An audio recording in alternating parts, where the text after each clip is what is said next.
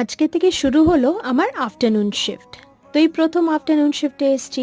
1:30 থেকে afternoon shift হয় actually. তো বাড়ি থেকে লাঞ্চ করেই এসছিলাম। আবার 3:30-4টের সময় একটা ব্রেক টাইম, 1 ঘন্টার। সেই সময়টা আবার কি খাবো খাবো করে আজকে বাড়ি থেকে কিছু আনিনি, বাড়ি থেকে খেয়েই এসছি। তো তো একটু ক্যারি ফরে গিয়ে এখান থেকে একটা চিকেন স্যান্ডউইচ নিলাম আর একটা চিকেন সামোসা। রাত 9টা-10টা নাগাদ যদি আবার খিদে পায় তখন সামোসাটা খাওয়া যাবে আর কি, এই ভেবে। আজকে প্রথমবার অফিসের সন্ধেবেলাটা দেখলাম, কি সুন্দর লাগছিল দেখো। তারপর আমি একটা রেড টি খাই, আইস টি। সেটা খেতে খেতে কাজ করছিলাম। এখন বাড়ি ফিরছি। এই জাস্ট বাড়ি ঢুকছি।